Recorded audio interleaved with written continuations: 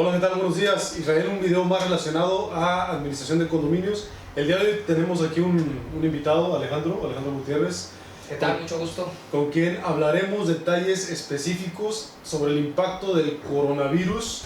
No un aspecto médico, porque es algo que no conocemos mucho, pero el aspecto económico. ¿Qué significa este coronavirus en este momento y cómo podemos mitigar su impacto? Alejandro, bueno, en los condominios, por ejemplo, la gente trabaja, sale, tiene una actividad económica que ahorita se va a ver afectada. Entonces la economía en los condominios va a estar comprimida. Y generalmente la población, ¿cómo crees que se puede mitigar este efecto? ¿Qué acciones podríamos tomar para mitigar este efecto? Bueno, primero comenzaré diciéndote que la verdad esta es la crisis más importante del siglo XXI. De lo que llevamos de este nuevo siglo, esta es la crisis más importante que se está presentando a nivel mundial, dado la globalización de las economías y la globalización de la enfermedad. Incluso es superior a la de 2008, 2009, sus antecedentes, y la de 2001. Esta crisis rebasa en mucho las crisis anteriores, 2001, 2008, 2009. De hecho, por ejemplo, la bolsa de Estados Unidos regresó a números de 1999, que son números que nunca se pensó que se iba a perder tanto dinero. Las caídas del 17%, más del 15% son caídas muy grandes en el tema bursátil y en el tema que nos atañe a todos, en la economía que es la economía real, digamos, la economía que nos afecta a cada uno de nosotros. Pues esto va a repercutir, está repercutiendo ya ahorita con el cierre de negocios, con la paralización. Poco a poco se va sintiendo cada vez más la paralización de la economía. ¿Qué tanto tiempo tardará esto? Porque estamos viendo que son expectativas muy negativas, que habla de una tercera, cuarta etapa de la pandemia y cada vez menos negocios, más aislamiento, menos operación en el término financiero. ¿Hasta cuándo crees que llegue a haber un poquito de luz en el túnel para determinar que podemos hacer algo que se puede empezar a recuperar un poco? Bueno, ahora nosotros estamos en la fase 2 y todavía no entramos a la 3 ni a la 4, que son, por ejemplo, Italia ya está en la fase 4, España, Estados Unidos ya está entrando a la fase 3, que son fases en las cuales las medidas son más drásticas, la gente se le obliga a estar prácticamente encerrada en su casa, los negocios se cierran. Aquí todavía no entramos a esas fases y sin embargo ya se empieza a resentir. Recordemos que venimos de una crisis, contracción de la economía. El año pasado la economía no creció, prácticamente perdió 0.01%, prácticamente nada, o sea, quedó igual y fue muy mal año.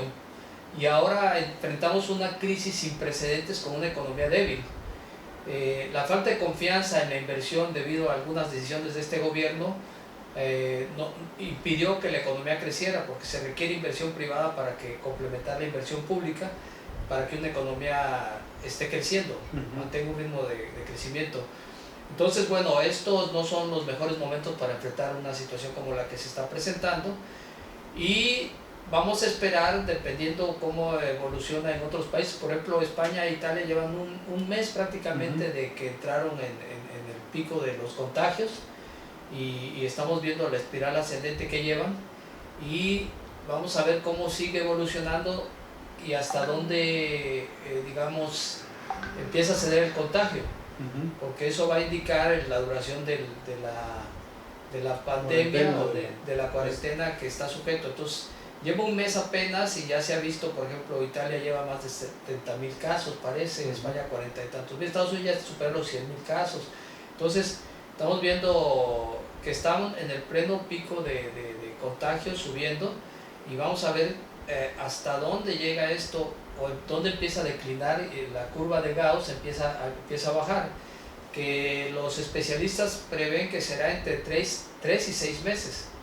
Entonces, si en 3 meses se logra controlar, podríamos tener una expectativa mejor, pero mínimo serán 3 meses.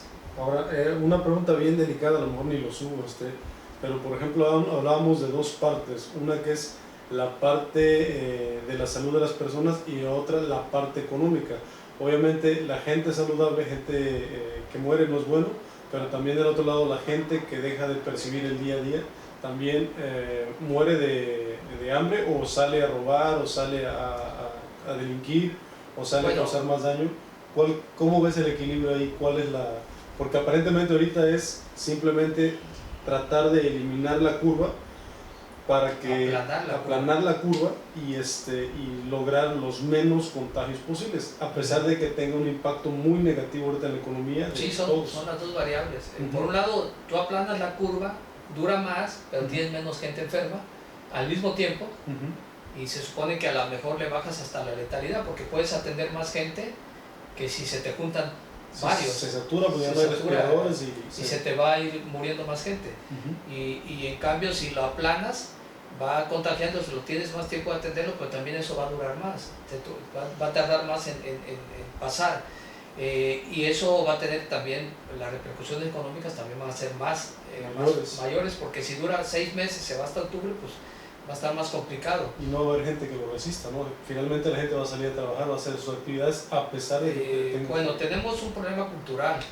La gente vive del paternalismo. Mucha gente está acostumbrada a que el papá gobierno le resuelva los problemas.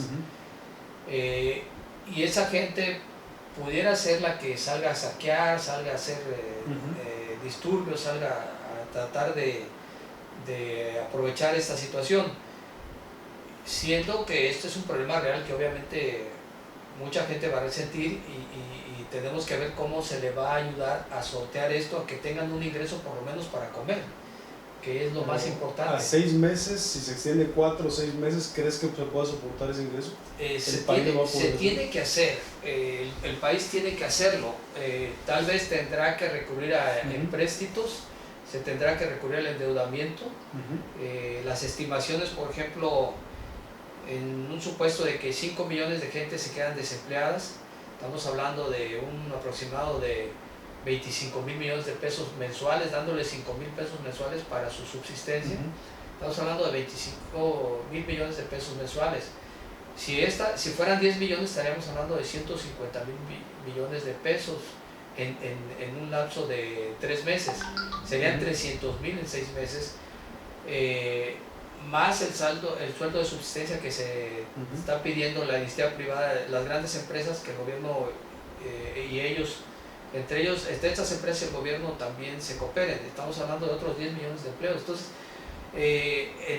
la dimensión del problema es muy alto, porque estamos hablando de 37 millones de empleos en México, más 12 millones y medio de gente que se emplea por su cuenta, como tu servidor, que a lo mejor nosotros no recibimos ningún apoyo.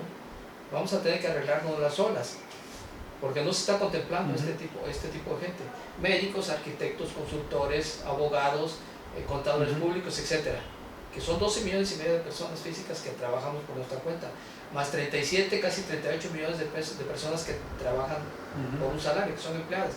Entonces estamos hablando de un problema mayúsculo, porque si paras todo, la gente pues podrá aguantar un mes quizá con sus ahorritos, o quizá no sé cuánto, o empeñando la pantalla, pero va a llegar un momento en que a los 2-3 meses pues ya no va a haber de dónde echar mano. Entonces sí va a haber apoyo entre familias, va a haber el subsidio, a lo mejor el hermano, la hermana, el papá, etcétera, vamos a ayudarnos, pero va a llegar un momento que no todas las familias van a poder. En fin, va a haber un sector de la sociedad muy amplio en número que va a requerir un apoyo, y en esa medida el monto del apoyo, los recursos que se van a tener que disponer para ese apoyo, pues tienen que ser muy altos, van a ser muy altos. Entonces el gobierno tiene una línea de swap a su disposición por 65 mil millones de dólares más o menos, que realmente no requería todo eso, pero por lo menos unos 20 mil, 25 mil millones de dólares pudieran ser necesarios para una crisis así muy fuerte. Estamos hablando de eso, y a lo mejor postergar algunos proyectos del gobierno, los megaproyectos que el gobierno quiere, el gobierno federal quiere, como su paso a la historia, ¿no? A la posteridad, el Tren Maya, el aeropuerto, Dos Bocas, la refinería, en fin, todo eso, o cancelar algunos programas como joven construyendo el futuro, el otro ¿cómo se llama?, de Sembrando Vida, que no están funcionando realmente. Dejarlo de los adultos, sí. Estamos hablando que se están destinando 385 mil millones de pesos para programas sociales. A lo mejor dejan las puras pensiones y los otros los puedes, a lo mejor uno de los jóvenes les puedes reducir y el de Sembrando Vida no es indispensable, aunque también está dando empleo a 1 millón de gentes. También es un arma de dos filos, porque estás dejando fuera, a esa gente le están dando 5 mil pesos mensuales por sembrar. Entonces tampoco sería buena idea quitárselos. Sería eso más otros 300 mil, 400 mil millones. Entonces la contingencia ahorita ya no es solucionar, tanto la salud va a ser malo, tanto lo económico va a ser malo.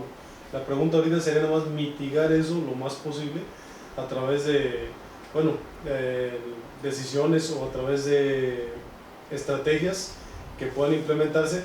Ahora, eso es por parte del gobierno, pero uno como persona, entonces, ¿qué crees que sería bueno hacer en este momento? Minimizar gastos, minimizar vacaciones o cualquier tipo de gasto innecesario, eliminarlo. Sí, eso es lo primero, lo que te manda el sentido común de disminuir todos los gastos que no sean estrictamente necesarios. Ahorita sería dedicarse a comer, a mantener tu casa, tener tu casa. Si la gente que renta, por ejemplo, le va a afectar en las rentas. Tendría la banca, como está haciendo, que entrar con quitas, o no quitas, sino congelarle a los que nada más se lo están aplicando a los que van al corriente. En mi caso no fui sujeto de apoyo, entonces, porque me atrasé en un pago. Entonces, esa gente que va al corriente, de alguna forma va a recibir, que le van a dar hasta 3, 4 meses o hasta 6 meses sin que siga pagando un crédito. Eso le va a ayudar, porque no va a tener que desembolsar para ese pago, y eso va a ser una ayuda para algunas personas. Pero las colegiaturas, yo creo que las escuelas no te van a decir, pues te voy a exentar o luego me las pagas. Entonces, porque también tienen que pagarle a sus maestros, o sea, es toda una cadena de cosas. Un gasto de operación. Es muy difícil. Es la parte financiera, y la parte de la salud sería cuidarse, alimentar bien, seguir las recomendaciones que se están dando, ¿no? También para esa parte. Sí, la sana distancia que no estamos cumpliendo nosotros, por ejemplo, porque estamos sanos. Sí. Y ahorita nos vamos a lavar las manos luego terminando, aquí está el baño, aquí está el jabón, todo. Bueno. Pero cumplir todas las indicaciones que se nos están dando para propagar el contagio. Sí, eso es lo más importante. A mí se me hace siempre con él platicamos mucho de responsabilidad personal, y se me hace un punto bien importante, ¿no? Tener cada uno la responsabilidad de tomar las mejores decisiones y acciones para permitir o para evitar que eso se propague, y principalmente proteger a las personas vulnerables, abuelos, gente enferma, es decir, no acercársele, tomar las medidas pertinentes para evitar que esas personas vulnerables les llegue a afectar letalmente, porque creo que este virus no tiene el grado de mortandad que tiene otro tipo de pandemia, ¿no? Bueno, es que es inédito esto, la verdad. Se decía que era 2.5%, pero estoy viendo en Italia es un caso particular, porque es más del 10% lo que están de mortandad, 9.000 sobre 72.000, más o menos estaba viendo la cifra. Entonces estamos hablando arriba del 10% de mortandad. A ellos, por la cuestión de que han sido los principales afectados, han sido gente mayor, pero ese era el supuesto, era que la gente mayor era la que más. Pero bueno, hay que ver las estadísticas, a ver si se está dando ese supuesto realmente, porque ya han muerto hasta niños. Entonces es tan inédito esto que se va aprendiendo sobre la marcha, y los supuestos iniciales a lo mejor sí, a lo mejor no se cumplen. Entonces se toma como grupo vulnerable a la gente de más de 60 años, pero la estadística hay que ver cómo funciona ya a la mera hora. Pero sí, el índice de letalidad se supone que es bajo, pero en algunos países como España y Italia está superando por mucho el 2.5. En China no, en China sobre 80 murieron 3.000 y feria, o sea, más o menos sobre 3%, ¿no? 4%. Entonces, hay mucho que aprender todavía entonces del virus, ¿no? Hay que seguir mucho las noticias para ver cómo se va desenvolviendo, para tomar las mejores decisiones. Bueno, entonces con esto terminamos lo que es el tema, o qué es esto. Solamente una cuestión que hay que tomar mucho en cuenta, Israel, y que eso es lo que más sucede luego, desafortunadamente, no caer en pánico. Eso es una clave importante. Porque, esto es lo que después hace más grave el problema, es que la gente se apanica, empieza a hacer compras de pánico, como le llaman, y entonces desabastecen los anaqueles. Eso hace que los acaparadores suban más los precios, porque le estás dando las armas para que te suban los precios, porque la oferta y la demanda es muy cruel. Yo conozco gente que me ha dicho, ¿sabes qué? Consígueme maíz, consígueme arroz, para acapararlo y luego subirle. Me dice la gente que conozco que trabaja en la industria de la masa y la tortilla, no, ¿sabes qué? Es que ya nos subieron la tonelada de maíz 30, 40% más. Tenemos que vernos obligados a subir la tortilla. Entonces se va haciendo una bola de nieve que la verdad, la misma gente por su desesperación, por su miedo, por todo eso, propicia que luego las cosas suban más de precio, y eso dificulta más el problema. Porque con 5,000 pesos comprabas una cosa, ahora con 5,000 pesos vas a comprar menos. Entonces hay que tener mucho cuidado en eso, no caer en las compras de pánico, tratar de mantener la calma. Yo sé que no es fácil, pero es un consejo que debemos de tratar de seguir. Y para terminar el punto que él comentaba, hablábamos mucho, ayer hablábamos sobre la Segunda Guerra Mundial, el libro que escribió Viktor Frankl, que era El hombre en busca de sentido, donde él hablaba mucho de las personas que sobrevivían este tipo, el Auschwitz mucho más trágico que esto, mucho más muertes, pero las personas que sobrevivían a pesar de ello eran las que tenían la fortaleza de espíritu, un propósito, un motivo. Entonces hay que mantenernos fuertes emocionalmente, hay que mantenernos unidos con la familia, con nuestras creencias, todo en paz, para entonces pasarlo de la mejor manera. Sí, claro, tener un propósito de vida es importante, es importante, muy importante. Entonces este fue el video para este canal de administración de condominios. Ahí les voy a dejar el canal de Alejandro, va a estar subiendo videos relacionados sobre economía y algunos otros temas, si les interesa. Les voy a dejar el link ahí, y posteriormente a este video vamos a platicar sobre algunos otros temas relacionados platicamos, pero temas muy muy interesantes. Ahí les dejo el canal para que se suscriban, denle like, compartan, y nos vemos para el próximo video.